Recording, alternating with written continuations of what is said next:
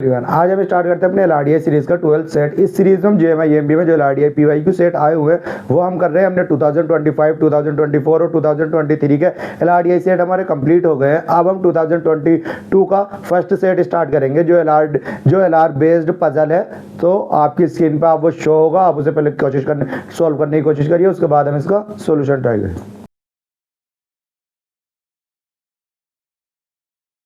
So guys अब हम इसका सॉल्यूशन स्टार्ट करते हैं। सॉल्यूशन जैसे क्वेश्चंस पढ़ते हैं हम। क्वेश्चन क्या कहता है, क्वेश्चन आपकी स्क्रीन पे साइड में शो हो भी रहा होगा। हमारा क्वेश्चन क्या कहता है, fortune teller has a unique way to predicting his customer fate. मतलब जो फॉर्च्यून टेलर मतलब जो एक इसमें क्या है हमारा जो मतलब फ्यूचर बताते हैं, हमारा किस्मत बताते हैं, उनका एक नया तरीका है। मतलब एक प्रेडिक्टिंग यूनिक वे है किसका, फ्यूचर हमारी किस्मत आगे को मतलब प्रिडिक्ट करने का। उसका नया वे क्या है, नया तरीका क्या है, ये हम आगे बताया गया है। कैसे, he has kept 3 parrots in 3 different cage। मतलब कि उसका जो है एक जैसे हमारा एक, आप ये मानिए कि एस्ट्रोलॉजर है, उसके पास क्या है, मेरे 3 पैरट हैं। सही है, 3 पैरट्स है उसके, और उसके 3 पैरट्स के अंदर एक पिंजरा है। उन तीनों पैरट्स को अलग अलग पिंजरे में पैक कर रखा है। जैसे एक सपोज करिए आप, एक पैरट ये है मेरा, अब ये पैरट में इसमें ये पैरट 1 है। अब एक केज मेरा एक ये पिंजरे में बंद है, एक दूसरा पैरट ये है, ये इस वाले पिंजरे में बंद है, एक ये पैरट है मेरा ये तीसरे पिंजरे में कैद है। सही है, 3 केज है और उनमें 3 पैरट हमारे उन्हें बंद कर रखे हैं। अब उसके अलावा उसके बाद कहता है वो ईच केज मतलब हर पिंजरे के अंदर has a 3 different card with a single digit non zero number inscribed on every card. मतलब कि इस हर पिंजरे के अंदर देखो एक 3 कार्ड है। कौन कौन से 3 कार्ड है, 1, 2 और 3। और हर कार्ड के अंदर जैसे हर कार्ड के ऊपर एक नंबर लिखा हुआ है। कौन सा नंबर है, single digit non zero single digit number. Non zero single digit number कौन से होते हैं, जैसे कि non zero single digit number कौन कौन से, 1, 2, 3, 4, 5, 6, 7, 8 और 9। बताओ, यही है ना मेरे single digit non zero 1 digit number जो है मेरे सिंगल डिजिट और नॉन जीरो डिजिट। तो कौन कौन से मेरे 1 से लेकर 9 तक। 10 जो होगा 10 मेरा 2 डिजिट नंबर आ जाएगा, तो 10 नहीं है ना मेरा। सही है, मेरा 1 से लेकर 9 तक। अब यहाँ पर ये मतलब इनके ये जो हमारे केज है मतलब क्या है, हमारा कार्ड है। इन कार्डों के ऊपर कोई एक नंबर लिखा हुआ है इनका, किसी यहाँ पर जैसे 1 लिखा हुआ है, यहाँ पर 5 लिखा हुआ है, यहाँ पर क्या हुआ मेरा 6 लिखा हुआ। मींस इन तीनों में से क्या नंबर लिखा है ये हमें पता नहीं है, लेकिन इन तीनों के ऊपर एक एक नंबर लिखा हुआ है। ऐसे ही हमारे तीनों में है, तो मैं 3 का हर उसमें 3-3 कार्ड बना देता हूं अपने। सही है, ये हमारे यहाँ पर इसमें कार्ड, ये 3 कार्ड है, इसमें भी 3 कार्ड है और इसमें भी 3 कार्ड है। सही है, ये आगे बात समझ में। अब इसके बाद और तो देखो इसने अब इसके बाद इसमें पॉसिबिलिटी दे रखी है, क्या है, no 2 cards have the same number. Means मतलब ये जो कितने कार्ड है मेरे पास, 9 कार्ड है, और 9 कार्ड में किसी के भी क्या है, सेम नंबर नहीं है किसी के ऊपर। जैसे अगर यहाँ पर 1 आ गया तो इन किसी के ऊपर भी फिर 1 नहीं है। इन सब के जैसे तो अगर यहाँ पर 1 होगा तो ये कितने 9 डिजिट है, और मेरे पास डिजिट भी कितनी 9 है। मतलब इसका मतलब क्या है कि मेरे पास हर एक कार्ड के ऊपर किसी के ऊपर 1 है, किसी के ऊपर 2 है, किसी के ऊपर 3 है, 4 है, 5 है, 6 है, 7 है, 8 है, 9 है। सही है, मतलब इन 9 के 9 कार्ड के ऊपर अलग सिंगल डिजिट नंबर है, सबके ऊपर अलग अलग डिजिट है। सही है, और नो केज मतलब किसी भी केज में अंदर मतलब एक ही किसी भी पिंजरे में contain 2 cards with a digit, मतलब नो 2 कार्ड, किसी भी पिंजरे में 2 cards with digit summing to 10। मतलब किसी भी पिंजरे में अगर 2 डिजिट ऐसी नहीं है जिसका अगर मैं इन दोनों का सम करूं तो वो 10 हो जाए। जैसे कि तो 10 कैसे हो जाती है, जैसे 1 + 9। अगर ऐसे एक ही पिंजरे के अंदर 1 + 9 नहीं होगा, जैसे 2 + 8, 3 + 7, और क्या होता है मेरा 4 + 6, या मेरा क्या होता है 5 + 5 तो आने का ही नहीं है, और 4 + 6 ये फिर 6 + 4 आ जाएगा, 6 + 4 में। इसमें जो है मतलब ये क्या है हमारी पॉसिबिलिटी है, ये देखो दो सिंगल डिजिट को मिलके इनका सम क्या बन रहा है, 10 बन रहा है, और यहाँ पर भी 2 सिंगल डिजिट को मिलकर 10 बन रहा है, यहाँ पर भी 10 और यहाँ पर भी 10। सही है, अब तो इसमें क्या कहा गया है कि ये जो हमारी अगर इनमें से कोई भी एक सिंगल केज में मतलब एक सिंगल पिंजरे के अंदर किसी भी एक, जैसे हमारा ये इसका एक पिंजरा है, ये इसका पिंजरा है, इसे सिंगल पिंजरे के अंदर किसी में भी 2 कार्ड के अंदर ऐसी डिजिट नहीं है जिनका सम मिलाकर 10 हो जाए। जैसे अगर आप सपोज करें यहाँ पर 1 आ गया तो यहाँ पर 9 नहीं आ सकता, ना 9 यहाँ पर आ सकता, ना 9 यहाँ पर आ सकता। सही है, क्यों? क्योंकि इनका दोनों का मिलाकर सम क्या हो जाएगा? 10 हो जाएगा। अब यहाँ पर जैसे 2 आ गया तो यहाँ पर फिर 8 नहीं आ सकता किसी और में। सो ये बात सबको समझ में कि हमारा 2 डिजिट का सम, 2 कार्ड का, जो कार्ड के ऊपर डिजिट है उन 2 कार्ड का सम मिलाकर 10 नहीं बन सकता। सही है, ये हमारा LR की पजल है। तो इन्हें जितने भी मतलब एक एक लाइन पढ़ के उसको पूरा वहीं पे डिकोड करके जब भी आगे को बढ़े तो ज्यादा अच्छा है। मैं इसीलिए आपको बीच में से ही पूरा का पूरा एक्सप्लेन करके लेके चल रहा हूँ, सो हमें आगे कोई दिक्कत ना हो कि हमारे इस लाइन का मतलब क्या है। क्योंकि अगर हम दोबारा अगर पजल को एक बार ही सही से ऐसे पढ़े कि हमें दोबारा पजल पढ़नी ना पड़े। सही है, सो जैसे मैंने यहाँ पर ये अपना ये बनाए थे 1 + 9, 1 + 9, 2 + 8 और 3 + 7 और 6 + 4। सो ये डिजिट मेरी सिंगल केज में नहीं होने की, ये मैंने एक साइड में लिख लिया। और कौन कौन से डिजिट है? 1 + 9, यहाँ से 1 से लेकर 9 तक मैंने ये सारी लिख लिया। ये हमारे 3 पेरेट है। ये देखो मैंने पूरा का पूरा अभी तक भी जितना पढ़ा है मैंने सारा का सारा यहाँ पर बोर्ड पे, आप सारा का सारा देख के बोर्ड पे पढ़ सकते हैं वो। सही है, जितना इसमें लिखा था मैंने सारा का सारा लिख लिया है। सो अब मुझे इसे दोबारा पढ़ने की जरूरत नहीं पड़ने की। अब LR का LR DI का सबसे मेन मोटिव यही होता है कि अगर आप किसी भी क्वेश्चन को पढ़ रहे हैं तो उसे दोबारा ना पढ़ना पड़े, हमें इस तरीके से उसे सॉल्व करें, मतलब डिकोड करें उसे पहली बार में ही। सो अब इसके बाद क्या कहता है हमारा? इसके बाद कहता है इनका समिंग के बाद हमने पढ़ लिया है। अब यहाँ से हमारा आगे हुए further the total of the number of the 3 card in the first cage is, मतलब कि जो इन तीनों कार्ड का जो सम है, टोटल कार्ड का जो सम है वो ग्रेटर देन है किससे? ग्रेटर देन है सेकंड से बाई 2, मतलब कि एंड 4/3। मतलब कि क्या कहना है उसका कि देखो इन तीनों डिजिट का जो सम है ये, और इन तीनों डिजिट का जो सम है, और इन तीनों डिजिट का जो सम है, तो केज 1 ये है, केज 2 ये है और केज 3 ये है ना। सही है, अब जो फर्स्ट केज है इसकी जो डिजिट है, जैसे कि यहाँ पर अगर आप सपोज करो यहाँ पर अगर x है, सो ये इससे x से 4 ज्यादा है, और इस वाले मतलब फर्स्ट केज जो है थर्ड केज से 4 ज्यादा है, और इस वाले सेकंड केज से 2 ज्यादा है। मींस यहाँ पर अगर इन तीनों का सम मिलाकर अगर 5 आ रहा है तो इन तीनों का सम मिलाकर 7 आएगा, और इन तीनों का मिलाकर सम अगर वहां 5 आ रहा है तो यहाँ पर 9 आएगा। सही है, क्या आएगा ये नहीं पता, मैंने आपको भी ये एग्जाम्पल दिया है एक तरीके से। अब इसके बाद पूछा गया when customer ask his progenies, मतलब जब कस्टमर पूछता है कि आप मुझे अपने जैसे फ्यूचर हाथ, जैसे हम कह देते हैं हाथ दिखाओ, तो वो क्या कह देता है? The fortune teller let out the 3 parrots, वो अपने तीनों पैरेट से कहता है कि which pick the randomly 1 card on out of their respectively cage, मतलब कि वो जो मतलब उसके बाद जब कोई उससे कस्टमर उससे अगर पूछता है कि अब मेरे फेट में बताओ, सो वो अपने पेरेंट से कहता है कि कोई भी जो भी तुम्हारे यहाँ पे 3 कार्ड रखे हैं, इन तीनों कार्ड में से एक कार्ड उठा लो कोई सा। सही है, तो ये एक कार्ड उठा लो, और इस वाले पेरेंट से कहता है ये तुम एक कोई सा पे कार्ड उठा लो, और इस वाले पेरेंट से कहता है तुम एक कोई कार्ड उठा लो। और ये जो तीनों डिजिट होंगे, जैसे यहाँ पर इसने कोई सा कार्ड उठाया, यहाँ पर इसने कोई सा कार्ड उठाया, और यहाँ पर कोई सा कार्ड उठाया। सही है, वो यहाँ पर इसने कोई सा कार्ड उठाया, ये बात आ गई, कार्ड उठा लो। And the progenies is made the fortune teller total the digit on the 3 cards, जो इसने मतलब यहाँ से जो कार्ड उठाया, यहाँ से जो कार्ड उठाया और यहाँ से जो कार्ड उठाया, इन तीनों का जो टोटल है वो क्या होता? Charges the customer on the same number of rupees is the total of the card. मतलब कि जो इनका देखो यहाँ पर अगर इसने कोई सा जैसे 1 डिजिट का कार्ड उठाया, यहाँ पर 2 डिजिट का, यहाँ पर 3 डिजिट का कार्ड उठाया, तो इन तीनों डिजिट का जो सम होगा वही उस कस्टमर को पे करना पड़ेगा। जो उसका मतलब चार्जेस क्या है कि जैसे उसने यहाँ पर पेरेंट ने यहाँ पर अगर 5 डिजिट का, मतलब यहाँ पर अगर 5 थी, यहाँ पर 2 था, यहाँ पर 3 था। सही है, उसने 5 डिजिट का कार्ड उठा लिया, 2 डिजिट का कार्ड उठा लिया और 3 डिजिट का कार्ड उठा लिया। सो इन तीनों का सम क्या है? 10, वो 5 + 2 7, 7 + 3 10। सो वो जो कस्टमर है, कस्टमर कितना पे करेगा? 10 रुपीज पे करेगा, किसे? फॉर्च्यून टेलर को। सही है, अब ये उसका एक यूनिक वे जो है, ये है उसका यूनिक वे, जो हम ऊपर लिखा हुआ था यूनिक वे उसका कार्ड का। So the one day the customer paid 7 rupees to his progenies, मतलब कि एक देखो यहाँ पर ये हमारा ये है कि एक दिन जो है एक कस्टमर ने कितने 7 रुपीज पे करे, मीन्स 7 रुपीज उसने एक कस्टमर ने पे करे। तो मैं यहाँ पे लिख लेता 7 रुपीज पे करे कस्टमर ने। सही है, इसका हमारा यूज कैसे होगा ये अभी हम आगे पढ़ेंगे। अब यहाँ पर इसके बाद यहाँ पर ये आपको समझ में आ गई होगी। अब हमने पूरे का पूरा डिकोड कर लिया है, अब हमारा क्वेश्चन में क्या क्या कहा गया है। अब तो इसके बाद हम पढ़ते हैं। अब हमारे ये क्या निकालते हैं हम, ये यहाँ पर कितने नंबर है, यहाँ पर ये सब हमें कौन कौन से नंबर इसके अंदर भरे हुए हैं ये हमें पता नहीं है। हमें ये पता है कि एक कौन से नंबर है 1 से लेकर 9 तक है, बस ये पता है ना हमें 1 से लेकर 9 तक है, कौन कौन से है ये नहीं पता। और हमें इनकी टोटल, इसका टोटल सम दे रखा, इसका टोटल सम दे रखा और इसका टोटल सम दे रखा।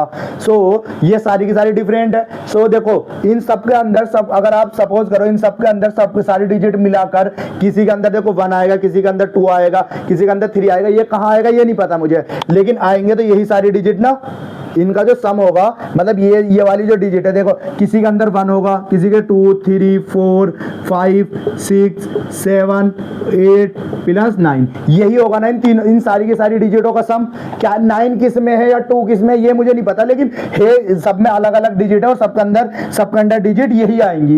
इन सबका सम जो होगा, टोटल सम जो होगा वो यही होगा ना 1 से लेकर 9 तक। अब जब 1 से लेकर 9 तक का सम करता हूं ये किसके इक्वल होगा। अब मुझे क्या देखो, इन तीन का सम ये है, इन 2 का सम ये है और इन 3 का सम ये है। ये किसके इक्वल होगा, x प्लस 4 के प्लस x प्लस 2 के तो प्लस x के। सही है, ये वाली जो ये सारे के सारे 9 डिजिट का सम अब इन 3 के सम के इक्वल, इस 3 के सम के इक्वल और इस 3 के सम के इक्वल, यही होगा ना। सही है, ये 1 से लेकर 9 तक का जब हम सम करते हैं सम क्या आता है हमारा 45। आप सम कर लेना यहाँ पर 1 2 3 3 प्लस 4 इन सब का जब हम सम करेंगे तो ये 45 आएगा। अब यहाँ पर हम सम करेंगे x तो कितना आ गया 3x प्लस यहाँ पर क्या 4 प्लस 2 6। x की वैल्यू हम यहाँ पे निकालेंगे। यहाँ पर 6 को अगर मैं इधर ले आता कितने 45 में से 45 माइनस 6 इक्वल टू 3x। यहाँ पर आएगा 39 इक्वल टू 3x। 39 में से मैं 3x को माइनस करता हूँ, यहाँ पर क्या बचता है मेरी x की वैल्यू क्या आ गई मेरी 13। मीन्स इन 3 डिजिट का सम मिलाकर क्या आ रहा है मेरा 13 आ रहा है। सही है, और इन 3 डिजिट का सम मिलाकर क्या आ रहा है मेरा 15 आ रहा है। सही है, और इन 3 डिजिट का सम मिलाकर क्या आ रहा है मेरा, इन 3 डिजिट का सम मिलाकर क्या आ रहा है मेरा 17 आ रहा है। सही है, यहाँ पर हमारी x की वैल्यू निकल गई। देखो ये मेरा जैसा क्वेश्चन में लिखा भी हुआ था, क्या लिखा हुआ था कि इन 3 का जो फर्स्ट केज का जो सम है, फर्स्ट केज का 3 डिजिट का जो सम है वो इससे सेकंड वाले से 2 ज्यादा है और थर्ड वाले से 4 ज्यादा है। देखो इससे हमारा 2 ज्यादा है और इससे हमारा 4 ज्यादा है, 4 ग्रेटर देन है। सही है, ये बात आ गई हमारी समझ में। अब इसके बाद यहाँ पर ये देखो हमारा अब ये टोटल सम निकल गए। अब यहाँ पर हम चलते हैं पॉसिबिलिटी का ऊपर। अब हमसे क्वेश्चन में कहा है कि एक कस्टमर ने कितने पे करे, 7 रुपीज पे करे हैं। एक कस्टमर ने 7 रुपीज पे करे हैं। अब 7 रुपीज वो कब पे करेगा, 7 रुपीज आप सोचिए 7 रुपीज वो कब पे करेगा, तो वो कब पे करेगा मतलब एक पेरेंट ने यहाँ से कोई सा कार्ड उठाया हो, एक ने यहाँ से कार्ड उठाया और एक यहाँ से, उन तीनों का जो सम होगा वो हमारा क्या होगा, वो तीनों का सम 7 हो। जब ये हमारा 7 रुपीज वो पे करेगा एक कस्टमर। मैं क्या सपोज करता हूँ 7 को हम किस किस तरीके से, मतलब 3 डिफरेंट डिजिट का सम अगर 7 हो वो कैसे हो सकता। देखो इसकी पॉसिबिलिटी निकालता हमें 7 बनाना है मुझे। 7 कैसे कैसे बन सकता, 7 के लिए पहले मैं देखो 1 प्लस 2 और प्लस 4, ये 3 डिफरेंट डिजिट का सम क्या है मेरा 1 प्लस 2 3 3 प्लस 4 7। अब इसके अलावा कोई और सिर्फ 3 डिजिट्स हो जिसका सम जो मेरा 7 हो, है नहीं है ना। सही है, इन तो मतलब क्या है कि एक जगह पर 1 है, एक पे 2 है और एक पे 4 है। ये नहीं पता मुझे किस जगह पर कौन से केज में 1 है, कौन से केज में 2 है और कौन से केज में मेरे 4 है। सही है, अब लेकिन है कौन कौन से, या तो 1 होगा या 2 या 4। यहाँ से अब यहाँ से मुझे चलता हूँ इसमें पॉसिबिलिटी पे।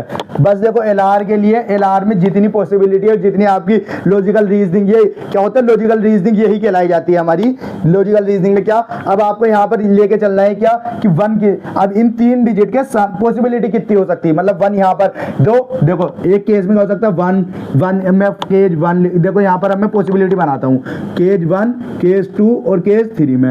एक तो मैं पॉसिबिलिटी लेता कि एक देखो फर्स्ट केज में मेरा 1 आया हो, सेकंड केज में मेरा 2 आया हो और थर्ड केज में मेरा 4 आया हो। एक पॉसिबिलिटी तो ये हो गई।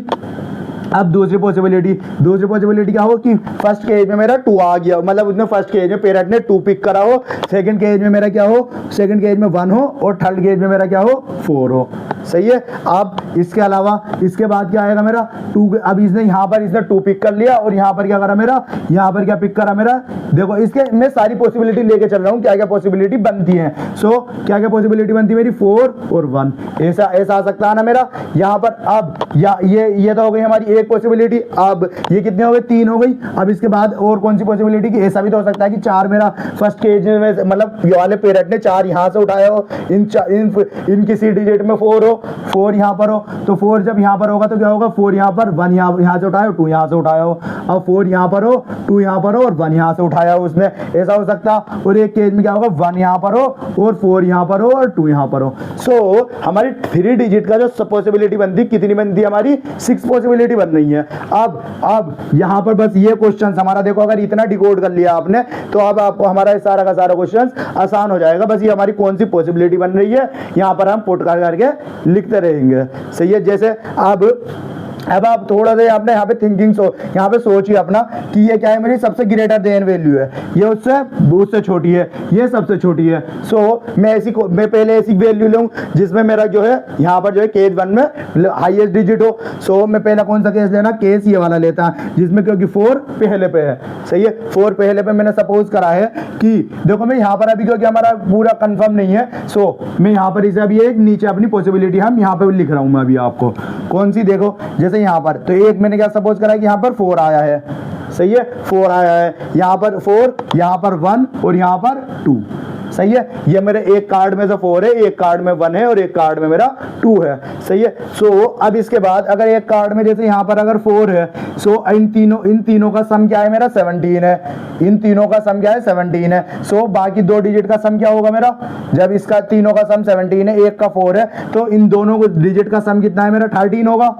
सही है। सो इन दोनों डिजिट का जो सम हो, मैं देखो यहीं भी भर लेता हूं यहाँ पर 2। सही है। सो इन दोनों डिजिट का जो सम है, इन दोनों डिजिट का सम क्या होगा, 13 होगा। जैसे कि तो इन दोनों डिजिट का सम 13 कैसे बन सकता है आप मेरा, 13 के लिए देखो यहाँ पर लेंगे हम 13 कैसे बन सकता है, 9 + 4। मैं 13 अभी बता रहा हूँ कौन कौन तरीके से, मतलब 2 सिंगल डिजिट का सम में 13 कैसे आ सकता है। एक तो हमारा 9 + 4 हो, एक हमारा 8 + 5 हो। सही है, एक हमारा 8 + 5 और एक हमारा 7 + 6 हो। ये फिर दोबारा रिपीट हो जाएंगे। रिपीट मतलब क्या, 6 + 7, या तो ये हमें ये दिया ही नहीं है कि 6 + 7 हो या 7 + 6 हो। तो ये हमारी क्या है, 3 पॉसिबिलिटी है 13 बनने की। सही है, 2 सिंगल डिजिट में 13 बनने की कितनी पॉसिबिलिटी है, 3 पॉसिबिलिटी है। सो पहले देखो पहली पॉसिबिलिटी चेक करता हमें, पहली पॉसिबिलिटी पॉसिबल ही नहीं है, क्योंकि 4 तो मैंने यूज कर लिया है, 4 मेरा यूज हो गया है और मुझे हर डिजिट के, ये मैं 9 के 9 केस में मुझे क्या है, सारी की सारी डिफरेंट डिजिट चाहिए। सो 4 तो मेरा आने का ही नहीं, मतलब ये वाली पॉसिबिलिटी कैंसिल। अब तो सेकंड पॉसिबिलिटी पे चलते हैं हम। सेकंड पॉसिबिलिटी में चेक करते हैं हम 8 + 5। अब 8 + 5 हो सकता है, हाँ देखो 8 + 5 में रख सकता। अब आप ये पूछे कि यहाँ पे 6 + 7 क्यों नहीं रखा मैंने। 6 देखो, अगर मैं 6 + 7 रखता हूँ, 6 + 7 रखता हूँ यहाँ पर, तो 6 और 4 का सम कितना हो जाएगा, 10 हो जाएगा। 6 और 7 का सम कितना हो जाएगा, 10 हो जाएगा। और मुझे क्वेश्चन में कहा था कि किसी भी एक केज के अंदर 2 कार्ड का सम क्या नहीं हो सकता, 10 नहीं हो सकता। सो मेरी ये थर्ड वाली पॉसिबिलिटी भी, इस केस में थर्ड वाली पॉसिबिलिटी भी गलत हो गई। सो इस वाले केस में मेरी कौन सी पॉसिबिलिटी है, 4, 8 और 5। अब मैं सेकंड केज में आता हूं। सेकंड केज में मेरे क्या आ गया है, देखो यहाँ पर इस केज में मेरा 1 आ गया है, यहाँ पर मेरा 1 तो आ गया है। अब मेरी कौन सी पॉसिबिलिटी बनती है, तो इन दोनों का सम क्या होगा मेरा, 14 होगा। इन 2 डिजिट का सम मिलाकर क्या होना चाहिए, 14 होना चाहिए। अब 14 कैसे होता है मेरा, 14 कैसे बनता है, 9 + 5 और 14 कैसे बन सकता है, 8 + 6। बताओ और कोई पॉसिबिलिटी है मेरी 14 बनने की। और 7 + 7 होते हैं, 7 + 7 में यूज ही नहीं कर सकता, सेम चाहिए नहीं है। सो यहाँ पर कौन सी पॉसिबिलिटी बन सकती है, 9। 8 देखो 8 मैंने यूज कर लिया है यहाँ पर, तो ये वाली पॉसिबिलिटी पॉसिबल ही नहीं है। और 9 + 5 रख लूंगा मैं, 9 + 5 अगर रखूंगा तो ये 1 + 9 हो जाएंगे। और कोई पॉसिबिलिटी है 14 बनने की, नहीं है। और तो बची कौन सी, 9 + 5। अगर मैं 9 + 5 रखता हूँ तो इन 2 डिजिट का सम क्या हो जाएगा, 10 हो जाएगा। सही है। सो ये वाली पॉसिबिलिटी मेरी, ये भी ये देखो तीनों की तीनों पॉसिबिलिटी गलत हो गई। सो मेरा जो केस है, मतलब ये वाला जो केस है मेरा, ये वाला केस मेरा पॉसिबल नहीं है। सो इसके बाद में दूसरा केस लेके चलते हैं। अब हम यहाँ पे रफ करेंगे। बस इसमें यही देखो मैंने समझा रहा हूँ, इसीलिए इतना टाइम लग रहा है, वरना ये पॉसिबिलिटी बनाने में ज्यादा से ज्यादा आपको, जब आप क्वेश्चन करेंगे ना, ट्राई करेंगे, तो आपको 2 से 3 मिनट लगेंगे हर पॉसिबिलिटी बनाने के लिए। अब इसके बाद मैंने ये वाली पॉसिबिलिटी तो यूज कर ली। अब इसके बाद में लेता सेकंड वाली पॉसिबिलिटी, जिसमें 4 2 1 है। सो मैं सपोज कर रहा हूं यहाँ पर 4 है, यहाँ पर 2 है और यहाँ पर 1 है। सही है। सो यहाँ पर 4 जब आया था तो मैं यहाँ पर तो देखो पॉसिबिलिटी सेम ही थी। यहाँ पर 4 आया था मेरा, तो 4 के बाद कितनी बची थी 13, और 13 के बाद जो सिंगल पॉसिबिलिटी बच रही थी, सिंगल कौन सी, 8 + 5 बच रही थी 13 बनने की। सही है। अब यहाँ पर देखो क्या आ गया मेरा, 13 आ गई। यहाँ पर क्या आया मेरा, 2 आ गया। तो अब 2 यहाँ पर 2 आया, तो इन 2 डिजिट का जो सम है, इन दोनों डिजिट का सम कितना बचा मेरा, 13 होगा। सही है। इन 2 डिजिट का सम मेरा 13 होगा। अब इन 2 डिजिट का सम 13 होने के लिए क्या क्या चाहिए मुझे, 13 होने के लिए पॉसिबिलिटी कौन कौन सी, 9 + 4 है नहीं, 9 + 4, 8 + 5 और 7 + 6। सही है। यही 3 पॉसिबिलिटी है। और बताइए आप, और कोई 2 सिंगल डिजिट का सम 13 इन तीनों डिजिट के अलावा नहीं होने का। सही है। सो मैं देखो मैंने 4 मैंने यूज कर लिया है, यहाँ पर 4 मैंने यहाँ पर यूज कर लिया है, तो 4 में दोबारा यूज कर ही नहीं सकता इनमें किसी में से। और 8 भी मैंने यूज कर लिया, 8 + 5, तो मैं ये भी यूज नहीं कर सकता। सो मेरी यहाँ पर सिंगल पॉसिबिलिटी कौन सी बची, 7 + 6 बची। सही है। तो यहाँ पर तो देखो ये 2 पॉसिबिलिटी पूरी हो गई हैं। अब हम थर्ड पॉसिबिलिटी में और चेक करते हैं, ये भी अगर यहाँ पर हमारा यही केस में पूरा हो जाए तो। जैसे कि यहाँ पर अब ये क्या आ गया मेरा, 12, यहाँ पर 13 आया, तो 13 में से 1 यहाँ पर आ गया। तो अब इन 2 डिजिट का सम, मतलब 2 कार्ड के सम के डिजिट कितनी होनी चाहिए, 12 होनी चाहिए। अब 12 बनने की कितनी पॉसिबिलिटी है, कितनी है, 9 + 3 और 8 + 4 और कितना है, 5 + 7।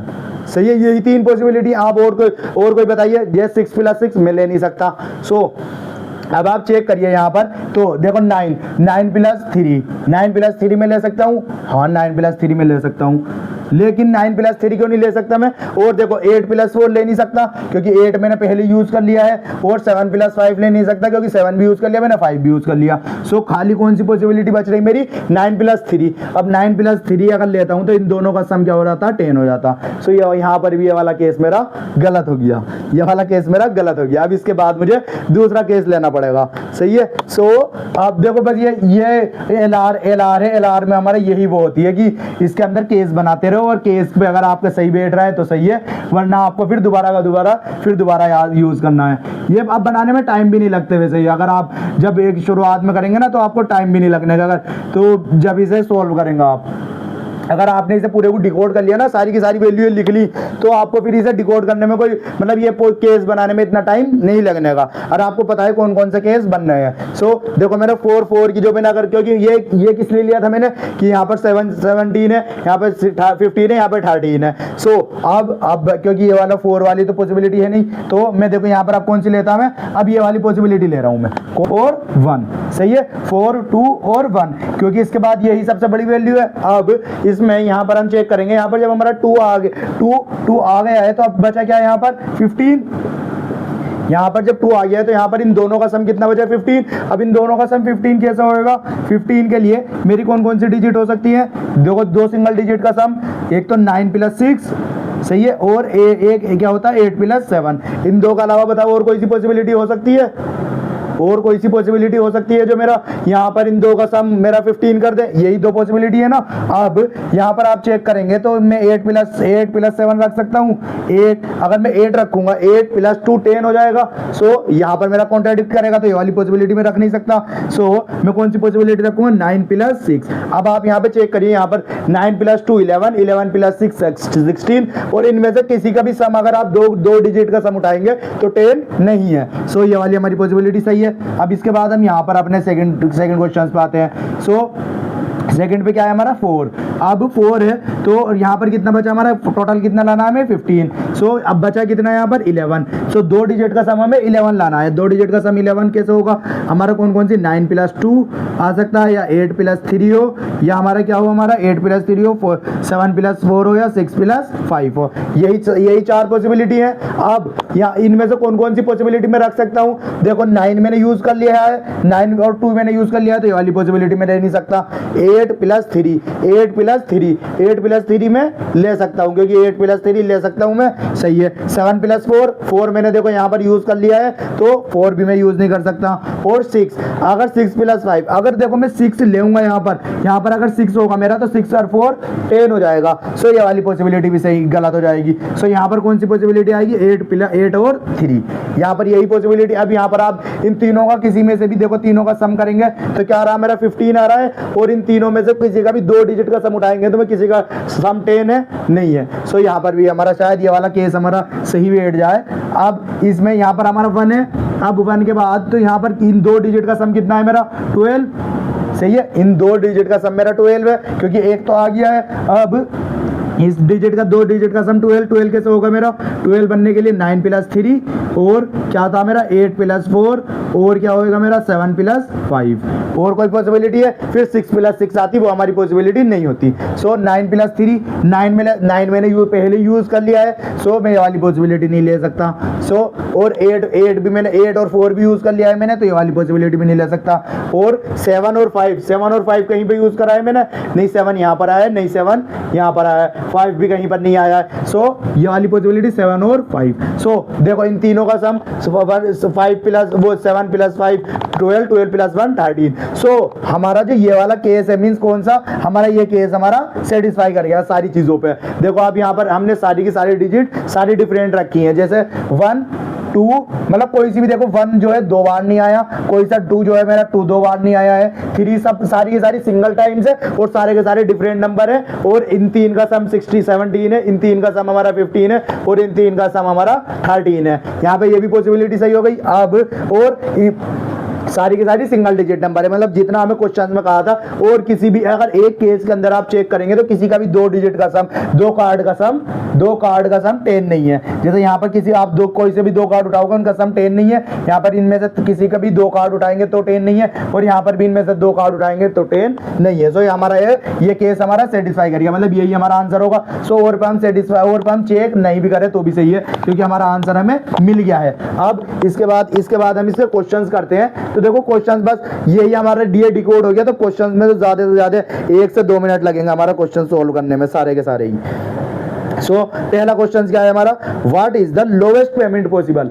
पहला लोवेस्ट पेमेंट पॉसिबल कैसे हो सकता है, पेमेंट कैसे निकालेंगे हम, पेमेंट कैसे बताया था हमें कि कोई एक पैरेट इस कार्ड में से उठाएगा, एक इसमें से और एक इसमें से, उन तीनों का जो कार्ड उठाएंगे उन तीनों की सम को डिजिट को सम करेंगे तो वो हमें पेमेंट पे करनी होगी। सो अब तो हमें लोवेस्ट चाहिए। लोवेस्ट के लिए देखो यहाँ पर पैरेट 1 में मैं सपोज कर सकता है कि यहाँ पर इसने 2 उठाया हो क्योंकि इन सब में तीनों में सबसे छोटा यही है, और पैरेट 2 ने क्या है यहाँ पे इन तीनों में सबसे छोटा क्या है 3 है, 3 उठाया हो, और इसने यहाँ पर पैरेट 1 ने 1 उठाया हो। सो इन तीनों का सम क्या है 1, वो 2 + 3 + 1 कितना होता है 6। सो इन मतलब ऐसा भी हो सकता है कि कोई एक कस्टमर कितना पे करे 6 रुपीज पे करे।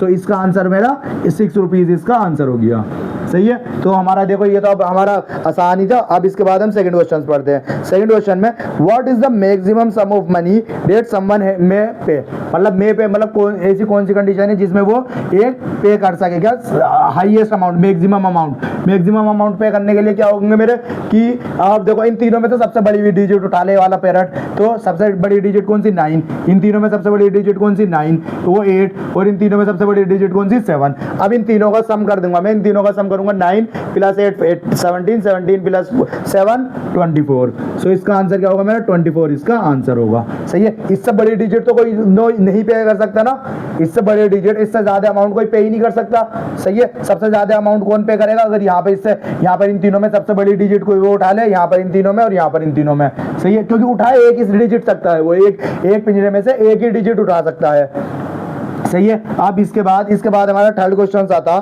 थर्ड क्वेश्चन क्या है, which of the following combination of the 3 card chosen by progenies is impossible, मतलब वो जो चूज कर सकता है उसमें से वो ऐसा कौन सा इनमें जो हमारे केस दे रखे हैं इनमें कौन सा इम्पॉसिबल है जो बन ही नहीं सकता।